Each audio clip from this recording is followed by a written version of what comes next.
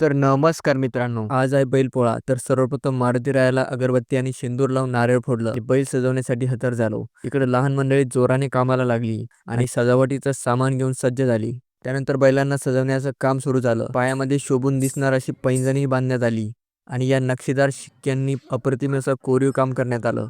बैलजोडी एकदम देखणी दिसू लागली आणि हा डॉगी पण क्यूट स्माइल करत होता. बैलजोडीवरती गुलाल मारून घेतला आणि बैलजोडी पोळ्यामध्ये जाण्यासाठी रेडी झाली आणि हा भाऊ काही पुढे सरकायला तयार नव्हता. इकडे आमच्या अध्यक्षांची बैलजोडी पण रेडी झाली होती आणि ते राहिलं होतं फक्त गुलाल टाकायचा आणि तेही तातडीने संपवण्यात आलं. ठीक दुपारच्या 2 वाजता मानाचं तोरण बांधून बैलपोळा भरवण्यास सुरुवात झाली. सर्व गावकऱ्यांच्या उपस्थितीत सध्या चालू असलेल्या लंपी या आजाराचा आढावा घेऊन बैलांना सुरक्षित अंतर ठेवण्याचे आदेश दिले आणि आजाराच्या अनुषंगाने अवघ्या काही मिनिटातच बैलपोळा फोडण्याचा निर्णय घेण्यात आला.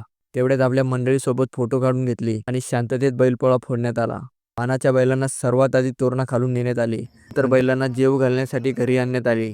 अशा प्रकारे बैलांचे पाय धुवून कपाळाला कुमकुम करून त्यांच्या पक्वानांची पुरणपोळी चारण्यात आली आणि तसेच आमच्या भावकीच्या बैलांना जेवू घालण्यात आली आणि तेही न रुसता जेवून गेली. तर अशा प्रकारे आजचा बैलपोळ्याचा दिवस समाप्त झाला. तर लवकरच भेटूया नवीन व्हिडिओमध्ये. नमस्कार.